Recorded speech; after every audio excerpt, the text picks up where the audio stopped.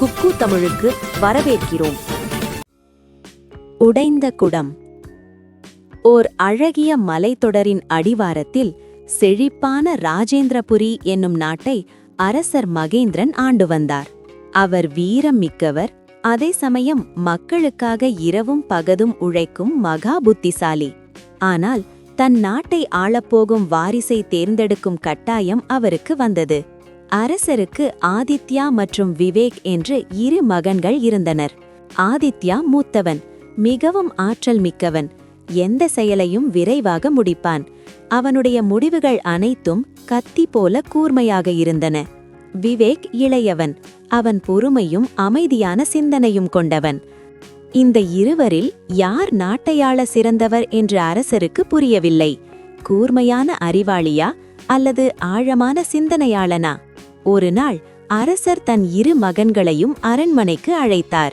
அங்கே ஒரே மாதிரி வடிவமைக்கப்பட்ட ஆனால் ஒரு விசித்திரமான குறைபாடுள்ள 2 மண்குடங்கள் இருந்தன. குடங்கள் உடைந்திருந்தன. ஆம், மிக நுண்ணிய ஆனால் ஆழமான வெடிப்புகள் அந்த குடத்தின் அடிப்பாகம் முதல் வாய் வரை ஓடின. அவற்றை கையில் எடுத்தாலே குடத்தின் உடைந்த தன்மை தெரிந்தது. அரசர் மகேந்திரன் கம்பீரமான குரலில் தன் கட்டளையை அறிவித்தார்.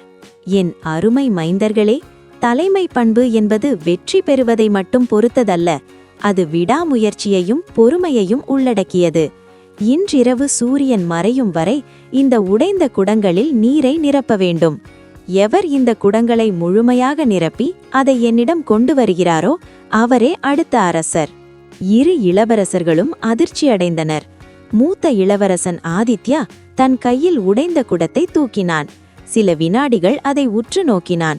ஆதித்யாவின் மனதில், இந்த குடம் உடைந்திருக்கிறது, இதில் தண்ணீர் நிரப்ப முடியாது. முடிவே இல்லாத ஒரு வேலையை செய்வது முட்டாள்தனம்.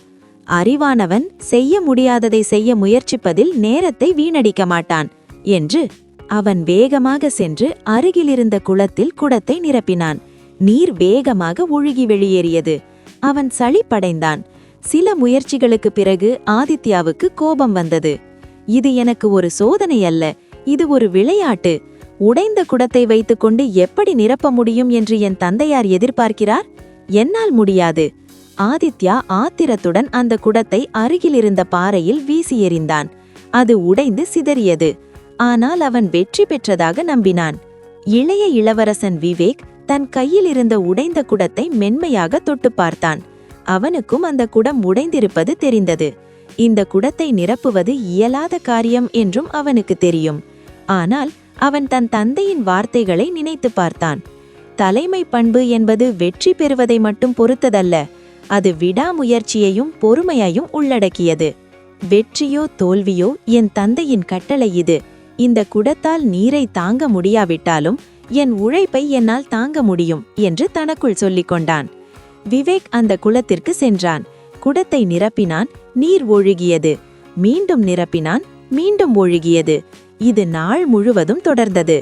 மற்றவர்கள் அவனை கேலி செய்தனர். விவேக் முக்காள், அவன் அறிவில்லாத வேலையை செய்கிறான் என்று சிரித்தனர். அவன் அதை பொருட்படுத்தவில்லை. ஒவ்வொரு முறை நீர் ஒழுகும் போதும் அந்த நீருடன் கலந்து வந்த ஈரமான மண்ணும் சிறிய கற்களும் அந்த குடத்தின் நுண்ணிய வெடிப்புகளுக்குள் போய் ஒட்டிக்கொள்வதை கவனித்தான். அவன் சலிக்காமல் திரும்ப திரும்ப அதையே செய்தான். அவன் குடத்தை நிரப்ப முயற்சிக்கவில்லை. அவன் தன் உழைப்பால் அந்த குடத்தை சரி செய்ய முயற்சித்தான். மாலை சூரியன் கடலை பொன்னில் நனைக்கும் நேரம் வந்தது. அரசர் மகேந்திரன் தன் இரு மகன்களையும் அழைத்தார். விவேக் தன் குடத்தை எடுத்து வந்தான். அது தண்ணீரில் நிரப்பப்படவில்லை. ஆனால் அது முழுக்க முழுக்க ஈரமான மணல் கலவையால் பூசப்பட்டு கருமையான குடமாக காட்சியளித்தது.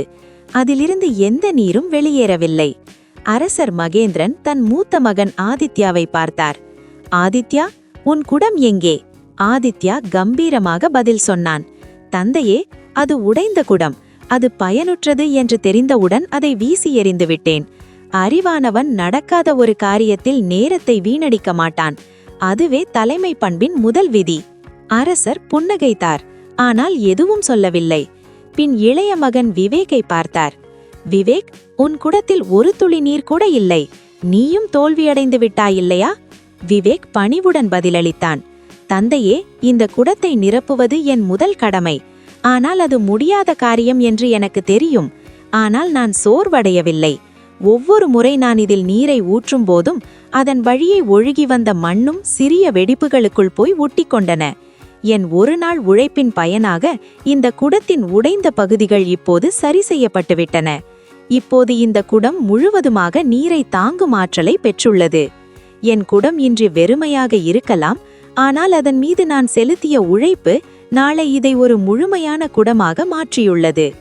தோல்வியில் கூட கற்றல் இருந்தது. தொடர்ந்து செய்யும் முயற்சியால் ஒரு குறைபாட்டை கூட நாளடைவில் பலமாக மாற்றும். அரசர் மகேந்திரன் விவேக்கின் தோளில் தட்டி கம்பீரமான குரலில் அறிவித்தார். விவேக்கே அடுத்த அரசர். பின்னர் அவர் ஆதித்யாவிடம் மிக முக்கியமான பாடத்தை உணர்த்தினார். ஆதித்யா, நீ வெற்றி பெறாத ஒரு காரியத்தை உடனடியாக கைவிட்டாய். ஆனால் ஒரு தலைவன் என்பவன் ஒரு காரியம் சாத்தியமில்லை என்று தெரிந்தாலும் அந்த முயற்சியை ஒருபோதும் கைவிடக்கூடாது. உடைந்த குடத்தில் இருக்கும் ரகசியம் அதுதான். நீர் ஓடியது உண்மை, ஆனால் அந்த முயற்சி மண்ணை பற்ற வைத்தது. அதுபோலவே உங்கள் முயற்சி தோல்வியாக இருந்தாலும் உழைப்பின் அனுபவம் ஒருபோதும் வீணாகப் போகாது. அந்த உழைப்பே உங்களை அடுத்தடுத்த வெற்றிகளுக்கு தயார் செய்யும். விவேக் தன் உழைப்பால் உடைந்த குடத்தை மீண்டும் முழுமையாக்கிய அந்த ராஜ தர்மத்தால் நாட்டை ஆளும் பொறுப்பை ஏற்றான். நீதி. முயற்சி தோல்வியடைந்தாலும் உழைப்பின் அனுபவம் ஒருபோதும் வீணாகாது. தொடர்ச்சியான முயற்சி ஒரு குறைபாட்டை கூட நாளடைவில் பலமாக மாற்றும். நன்றி. லைக், ஷேர், சப்ஸ்கிரைப் செய்யுங்கள்.